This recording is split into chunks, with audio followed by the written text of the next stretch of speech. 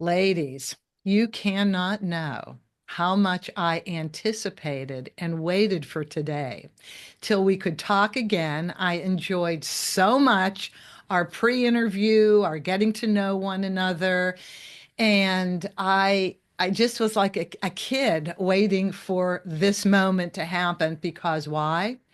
We're going to address the two concerns every parent has. What will happen to my child when I'm not here? Followed by how can I give my child the best life possible while I am here? And that generally means staying in the house with me, going everywhere with me. Maybe there'll be a job, but still the well-rounded life that I envision you are living at your community, Brookwood. And it thrills me beyond belief to introduce you to everybody. So, these two lovely ladies are going to knock your socks off. They have a community called Brookwood Community. It's a little outside of Houston, Texas, and it is a community. It's like a city unto itself, correct? It Yeah, was founded in absolutely. 1980. Yes, it was founded in 1983, but the journey to it was quite a while. So Vivian Shudde, Janet Lewis. Vivian is, hold on a minute, let's get this exactly right, Executive Director of the Brookwood Center for Learning and CEO Emeritus of Brookwood. And then we have Janet Lewis, Director for Center for Learning. Center for Learning is going to be part of this discussion today because this is where all of you listening are going to say, oh my gosh, I can't believe this exists. I can't believe that I can even kind of build something like this in my own way. So, Vivian, your mother is the one who started Brookwood. Could you tell us just a little bit about that and why? Well, first of all, she will argue that she is not the founder, that God is the founder, and she just followed orders. And something, Brookwood is beyond anything she could have imagined on her own. And I hope everyone listening will come and see this. But um, I have a younger sister, Vicky. When she was 1, she got mumps, encephalitis, meningitis. That was back in 1957. And so, if you have any listeners that are even near that old, they will know that back in those days, there was one option, and that was to secret them away. They told my family Vicky was a typical child until she was 1. And then she began having seizures, etc. And the meningitis literally destroyed her brain. The doctor said that you won't be able to measure her IQ, that her level will be that of pre-birth, and she will ruin your family if you were to keep her at home. But my mom believed Vicky got sick in an instant. She could get well in an instant and began the journey. Um, she was going to cure Vicky. And as for anybody that has been around people with disabilities, at one point you sit back and you say, cured from what? The curing occurs in the person, like my mom and myself, where you recognize they are the kindest, most gentle. They don't know the word greed. They don't know envy. They don't know pride. They are really everything that we should be. But there was this journey that led to this incredible place, starting in our backyard. Mother went to UCLA and Purdue University because there were two professors, one at each, that believed you could teach someone that had severe intellectual disabilities. You could teach them something through motor development. And so she brought those techniques back for Vicky because there were not a lot of people at all that she knew that even had people like Vicky. You can imagine many of them died and the rest were put in an institution. But she began working with Vicky, and then other people would hear about it. Well, could I come? Could I come? And the next thing you know, there were 8 or 9 that were coming, and people were teaching each other's children. And then it moved to a classroom in a church. It just got too big for our backyard, and it they were there. I don't know how many churches she had to go to with this crazy idea by this lunatic, but she found a church, and they began doing it in a classroom in a church. And they moved. I think the longest they stayed in a church was maybe a year and a half. But eventually they would be asked to leave because the congregation, etc., did not know what these weird people might do. And so this was way before there was any paradigm shift in the way we think now. So that's where it really started. And then it moved. She had a friend that happened to be with a major foundation in Houston and came one day to the church and said, Yvonne, I'm giving you the money to start a school. Whoa. Long story short, and Janet will be able to describe that. She has a child currently there. So it's called the Briarwood School and the Tuttle School. There's actually 2 schools in one, and Briarwood is for children with learning disabilities, average to above average intelligence, just not learning in a conventional classroom setting. And the Tuttle School is for those who need socialization. They have some intellectual disabilities, um, social, emotional, other things are needing to be addressed. And Janet can tell you all about her Luke.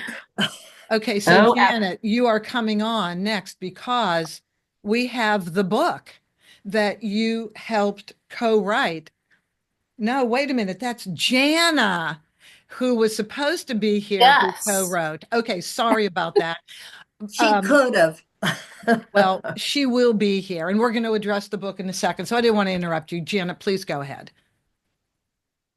So, yes, I can speak to Briarwood and the Tuttle School. I have had currently, this is our 7th year at Tuttle School. I have a 15-year-old son who has intellectual disabilities, and probably how most of your listeners can appreciate, and a cobweb of a lot of other things that have come up. ADHD, sensory processing issues, and we seem to never be sure where we're headed in the journey. But what I did was originally start him in public schools and another private school in the Houston area, but I just felt they couldn't meet him where he was. And part of it was is I didn't know what he needed either.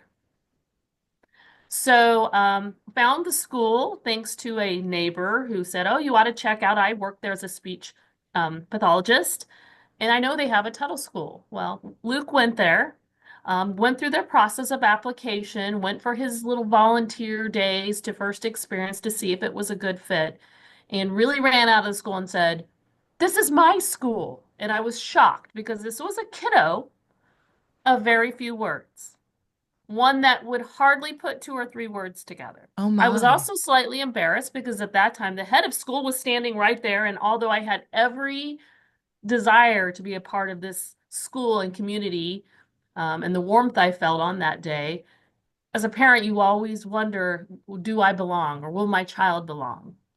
So now I can tell you in the seventh year, he has found a very special place where some very talented teachers have not only have met him where he is and where he is today, but took him to levels that I could never have imagined. And he For also took our whole family that way. It for wasn't just Luke, it was a holistic approach. Okay, so just give one example of something you were just blown away by that he did based on his experience at this school. Okay. Okay. So, real quickly, right before I went there, I remember attending an art in public school, and I was, like most parents, always kind of shell-shocked at times. And they told me that day that Luke would never read. Oh, And like a lot of parents, I think it hit me like a bombshell, and I wept. And I come from a lot of, my mom was a public school kindergarten teacher and so forth, and I just refused to believe it. So fast forward now that we're in Tuttle School, I would say within about the first 6 months, it wasn't a big book. It wasn't even Dick and Jane kind of book, but it was reading really simple 1 to 2 words on a page. Came home and he read that book. And I have never been so proud of my life. And he still doesn't read books, big, large books, but he reads. Spoiler alert. That's what Tuttle did for one small thing, and that's so not small.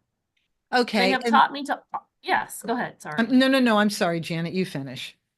No, I was just going to say, I think what they've done is provided scaffolding to go from one small thing and build the next scaffold for him to make the next achievement. Something as simple as learning how to transition from one thing to the next, which so many of us take. For granted. I know her screen froze for a second, but we take it for granted. And what we, I think, need to learn, and I'm going to speak from, the experience of having a nephew who's going to be 40 years old next month, and that is their time frame is just different. It's just different, and it's okay to be different. And with my nephew John in the banner, and we already have one little episode with him already, but with John, he taught himself how to increase his vocabulary and do a little reading through his favorite rapper, Tupac Shakur. When he was giving interviews, John put the caption thing on the screen and he matched what he was hearing with what he was seeing. And even though I talk to him like every week, we're on opposite sides of the country. But we talk. I'm very close to him. And it was like one day he was a completely different person. Janet, probably like you. One day, your son is a completely different person. He's now advanced. And Yes. how did that And happen? it was yes, and that truly is what a lot of us Tuttle parents in my Tuttle community there would say is the magic of Tuttle, which is the love and the confidence and the milestones that we had suddenly thought that they wouldn't achieve. We finally see them at their own pace, like you said, Yep. achieve those things. Yes. Okay. Now, this is an excellent segue into Brookwood. So let me just read something that I wrote. Brookwood was founded, as I had said, in 1983, and it is the place that I envisioned maybe kind of could have been more than the place I kind of maybe figured. So this show was about creating a social community for people after they graduated from high school, because that safety net is completely gone once that social safety net is completely gone once you graduate. A residential community because I wasn't seeing anything anywhere that was wholesome and good and allowed people to grow. And then unique employment opportunities, no square pegs and round holes. So I'm reading from your book. The book is titled, by the way, and this will be in the show notes. Everybody's Got a Seed to Sow, the Brookwood story. It is a must read. I got it on Amazon, and Vivian's mother, along with Jana, our missing director, co-wrote. I've gotten halfway through it and I'm astounded. But anyway, this is a God-centered, non-profit, residential and vocational community on 485 acres. I mean, it's like a vacation site. When you go on the website, brookwoodcommunity.org, is that it? Yes, Yes, Brookwood that's Community. right. You'll be blown away. Everybody will be blown away. But anyway, on 485 acres in Brookshire, Texas, just west of Houston. So there's this amazing place that these ladies run that Vivian's mother founded. And so can we break this down? I have a few questions attached to this that I'd like you both to answer. First of all, the residents are called citizens. They're not called special needs people. Amazing. Of How do course, I mean, they just are. that. Yep. And I'm sure it doesn't mention in there how many mayors we have of our community, about 12. You really. It's true. Self-appointed mayors.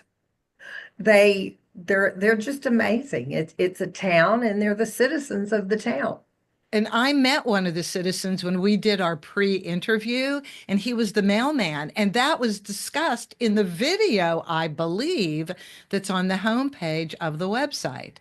Okay, Yes, so he's the Postmaster General. that's right. He's the And postmaster. just as Brookwood is so incredibly unique, this is a hyper social young man and loves to be around people, particularly in the administration building, et cetera. And as we'll talk later, we have a lot of different enterprises, but we noticed he really moved from place to place all the time.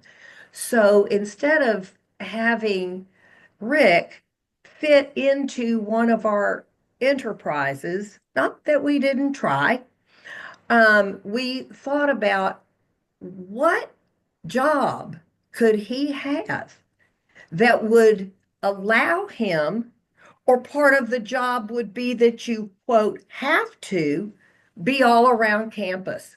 Because fill you in, he's going to be all around campus, whether it's his job or not. So he became our postmaster general and he delivers our packages that come to our warehouse. And we have a very large store. We get a lot of items from market that fill in what our citizens make. But we also have a community, a neighborhood with 100 and about 15 people with citizens. But then we also were very integrated and we have many, many what we would call community members. So we don't say staff, they're community members. And so there's a lot of packages that need to be delivered. And you did with him what I had been looking at with my nephew John. I looked at what his just normal desires are. What does he like to do during the day? What are his unique abilities? He's very social. He loves doing laundry. He's great with senior citizens.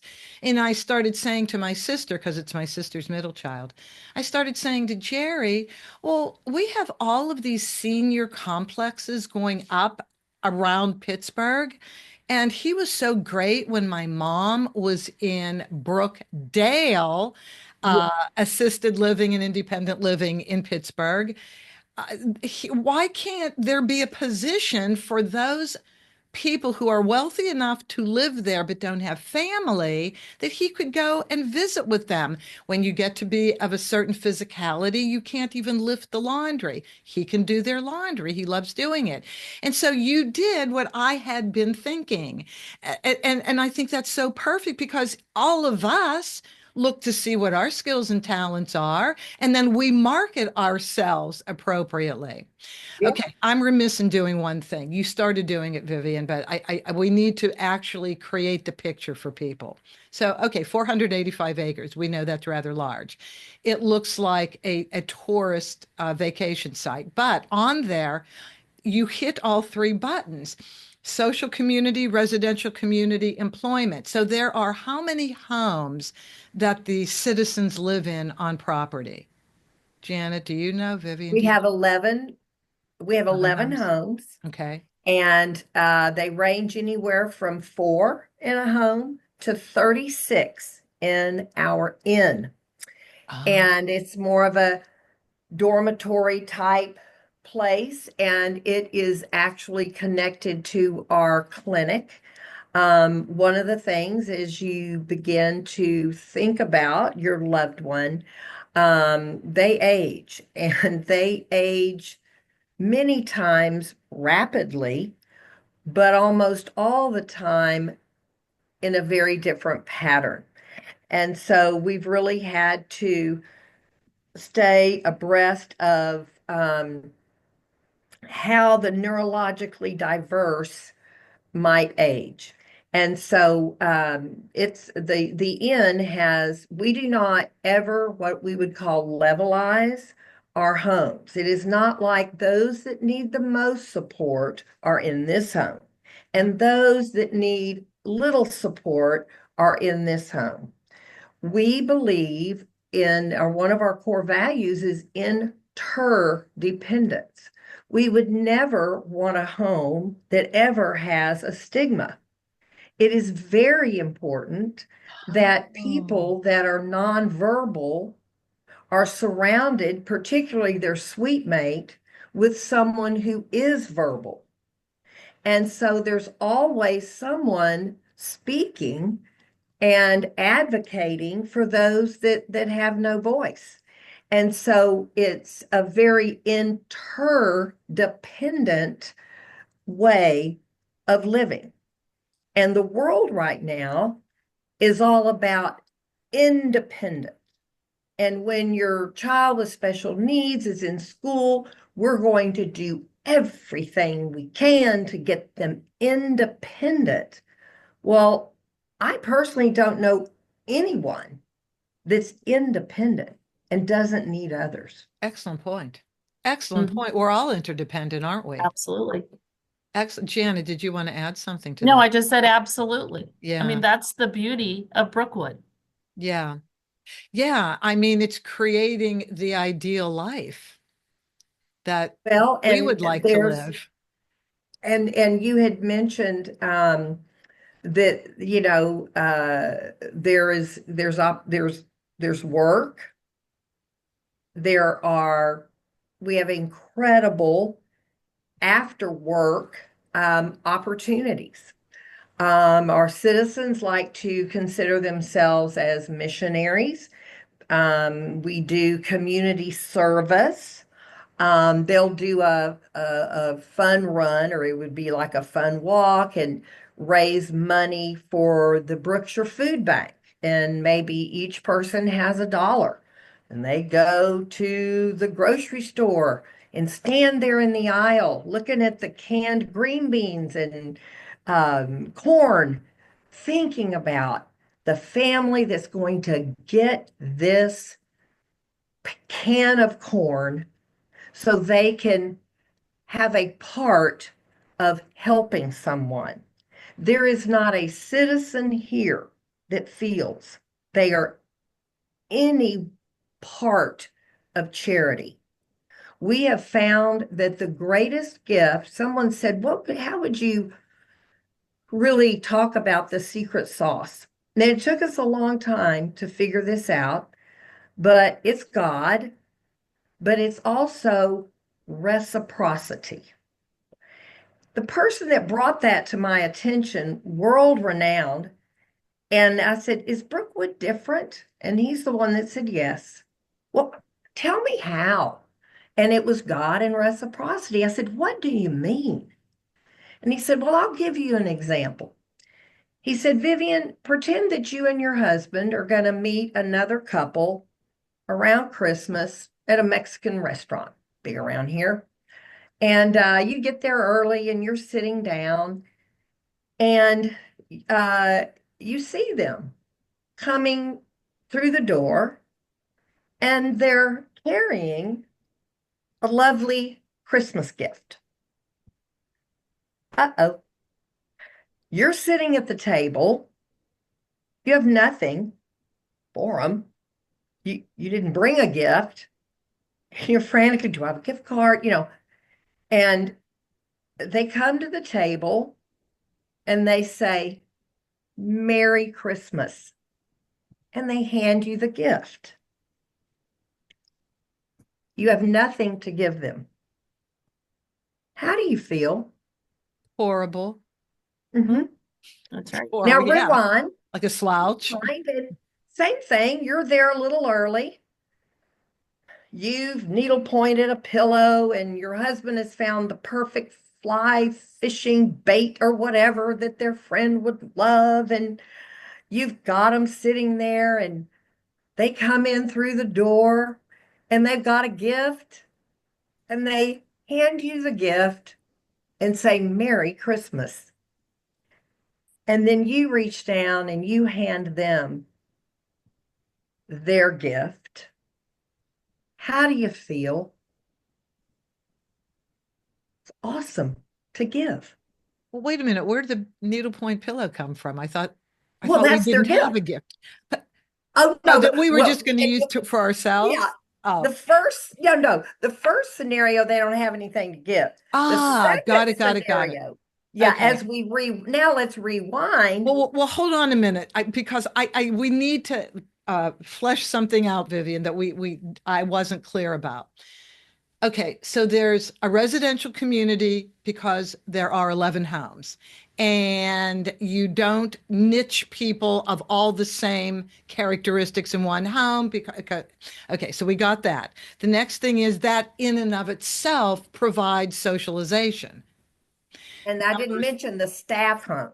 Well, hold on a minute. We I become want to get community the, members. Go I ahead. need to Good. get the third component out. And the third component is work, it's employment. So my question is, you already described how your male, what do we call the general male? Oh, Postmaster Master General. General. Postmaster General. Okay, you already described how you created that position for him because it suited his behavior. But they earn money. So you have all these different activities at Brookwood where they make things and then the public buys them, comes on property and buys them. Can we speak a Yes. little bit about this? Because this is amazing. You've created business. Yes. Now, that is such an interesting topic because we make beautiful things they'll see on the website, and we pay our citizens, we call it a piece rate. There is a section through the Department of Labor, and it's a certificate called the 14C, which exempts you from the typical labor laws. Ah, The majority of our citizens have been deemed unemployable. They would be in adult daycare, they would be watching television, they would be at home. We're not saying that that's bad. Brookwood is a way to awaken meaning and purpose, not the way. So I don't ever want to come across that I'm criticizing an adult daycare or even a recreational program. There's things for everyone. However, we believe work equals worth and the dignity of work. And it is so awesome, for instance, for our citizens that work in one of our 48 greenhouses, and maybe they have Down syndrome. But at Brookwood, they're not someone with Down syndrome, they're a horticulturist. mhm. Now, their job might be in an entire day, they might simply just be able to move 20 pots from the planting table to a greenhouse. But they have a job. So they have a piece of the final product. Yes. And so we pay a piece rate. Got it. And so we recently had a reporter from Bloomberg coming out and studying the difference, the nuances of operating with the 14C. Because right now in America, the real push is for what they call competitive integrative employment. We are not opposed to that. But there are people in society, people in the world of disabilities that can't do that. Maybe typically they would be intellectually disabled, and many of ours are incontinent. My sister has seizures, totally nonverbal. Still, okay. She functions beautifully in this environment that has been created for her. But as we were explaining to this reporter, at first glance, it looks like, oh, they're paying people with disabilities. They're not paying them, minimum wage a lot of the time and Oh, whatever. But the reality is they would be in adult daycare, and yeah. the cost, we lose $1.8 million a year by selling their products. Think about the support that is needed to plant a plant if you have severe cerebral palsy. Oh, Think about the breakage rate in our huge ceramics enterprise. Think about the expertise that's needed to train and develop these opportunities for people that maybe have not picked up anything in years. And now we have created a device where they can pick it up and sponge paint a platter. It might take them a day to just do the top of it. And so um, it's a our goal is that more people would discover the open doors that come from operating with the 14C, because those people that are sitting at home or have been deemed unemployable, we don't feel have maybe the same purpose that ours do.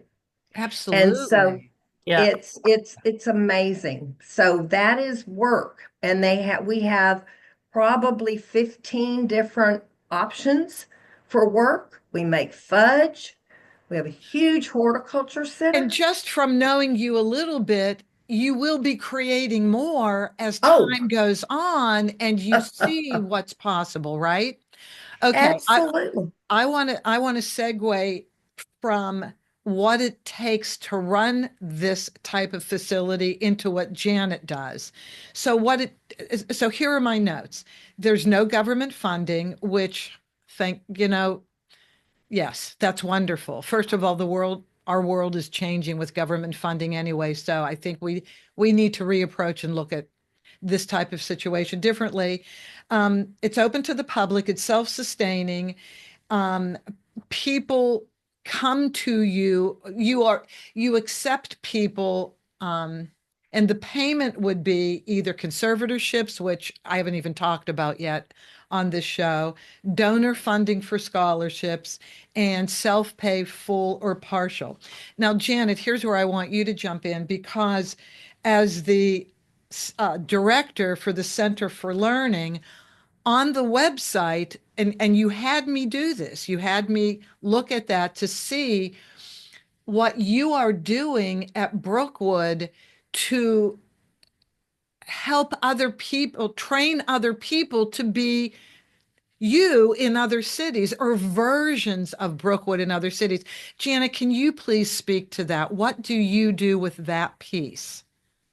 Absolutely. I think what I love about Brookwood and the mission that we hold dear in our hearts is that it's not just ours to own, but to take what we've learned in this process and share it to the world.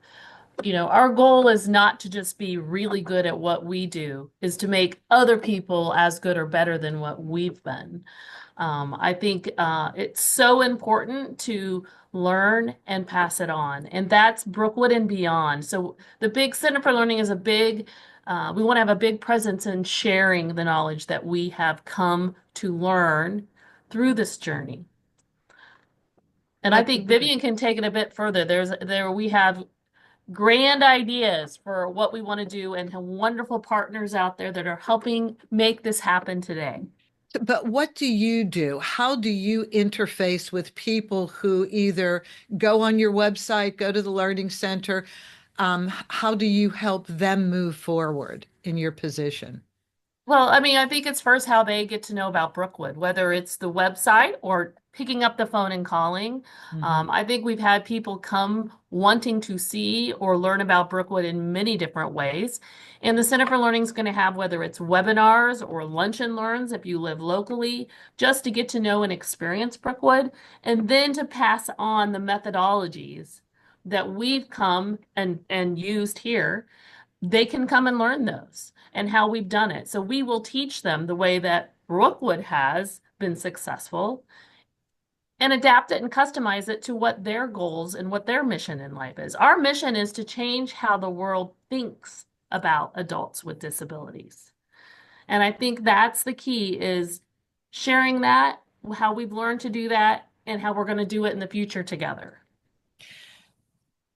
I mean, I just love listening to this. So I wanted to say one thing. So God-centered, it's a very big part of your lives. It guides your lives. But you don't have to have a certain religious affiliation to see if there's a place at Brookwood for somebody's child, right? Or wrong? Absolutely not. We have a program called Retirement with a Purpose. And if you were not really focused on that, but we have had grandparents that have lived here and retired here, and they're atheists. We have many citizens that are Jewish. I'm going to a Seder dinner, I think in 3 weeks. I'm excited about that. We are non-denominational, and we believe in God, and we have empty chairs throughout our many parts of Brookwood, and those are God's chairs. And our citizens have what Scripture tells us to all have, which is a childlike faith. Mm. And so, but absolutely not. And I was going to say one thing. So, when you were talking about government money and not government money, so we are funded through our enterprises and tuition and our philanthropy. And so our philanthropy covers our budget is about 20 million, and we need to raise about 4 million a year. Yeah. And some of that is to cover the cost of having these enterprises. And we call that cost the cost of purpose. There is a cost of employing 250 adults with disabilities. And the cost is not necessary. The cost is what it takes to train and develop someone with what the world would say are massive challenges. And so the other exciting thing is we try never to turn anyone down because they can't pay tuition. Many of our people are on scholarship, and we believe God has called us to serve a very neurologically diverse section of this population, but also economically diverse. Mm. And best I can tell, no one is rocking their newborn baby praying they get into Brookwood. Maybe praying they get into Harvard, but typically not praying they'd get into Brookwood, and recognizing that they will need support the rest of their life. So we want that option for all people. I mean, I just had to take a breath on that. Um, I do realize that your mom, Yvonne, throughout this book, really felt she was being led by spirit. And I understand that. I understand that. I I grew up Roman Catholic, and so anybody it was structured religion, and then I just said, some of these things don't make sense, but what makes sense to me is that I'm not all there is. I mean, there is other energy in the world, and if I just open myself up and allow myself to be led, allow ideas to come into me and just be ready to look at life in a different way. Who knows what that way is? Results. I get answers. I get led. And so I could relate to your mom as she was talking about how she was led. And I just want everybody listening, listen, I can't imagine there is a parent out there that's very interested in developing the best life they can for their special needs child who doesn't rely on a higher power. I mean, who can do this themselves? Mhm. Not I I. agree totally. Yeah, absolutely, absolutely. So, seeing is believing. I really want everybody to go to this website. Again, it's in the show notes, but when people are listening, they like to write things down as we're talking. Sorry about that. So it's Brookwood Community. Notice the word community. I'm all about community. And so brookwoodcommunity.org, you can see what the place looks like. You can listen to the video, which, by the way, you must have Kleenex. You cannot get through that 20-minute video without Kleenex. It is so moving, and there's hope. That's the thing. There is hope out there. Yeah. You help is on the way. There's a larger community you can connect with. And the fact, Janet, that you said, oh, no, no, we want to share what we've learned. We want to imbue anybody else out there who wants to take a stab at any portion of what we're doing. We're here to help.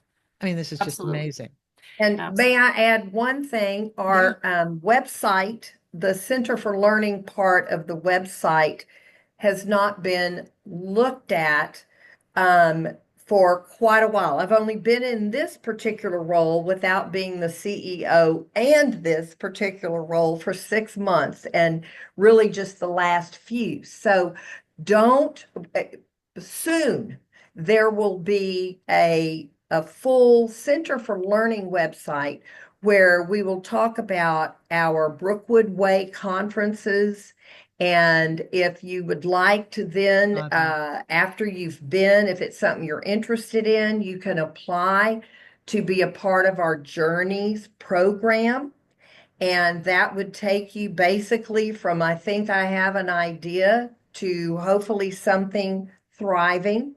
It will be individualized. Each person that comes, we've had over 400 organizations come wanting information about Brookwood, and they've come from all over the world, from every continent except Antarctica.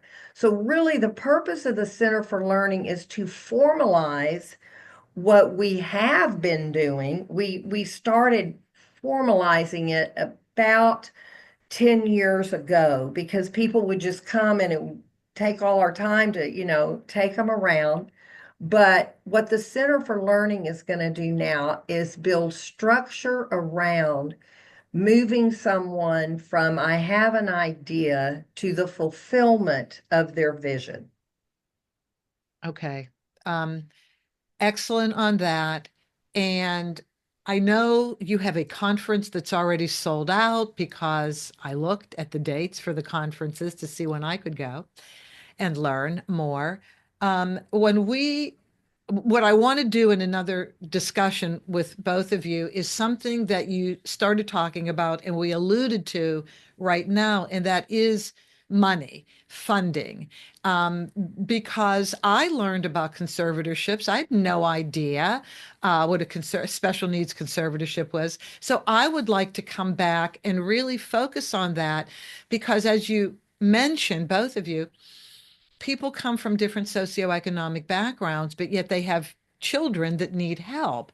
So let's join together and let's share that information. Like you said something, Vivian, that I shared with my sister after I got done talking to you, and that was about Social Security. Unfortunately, John's father passed away last weekend. We knew, I mean, he had severe health issues. So we knew it was So sad. coming. But funny that I talked to you right before that happened. And I said to my sister, "Oh, I found out something." And that is you could apply for his dad's Social Security. And she said, "Do you know that I had no idea?"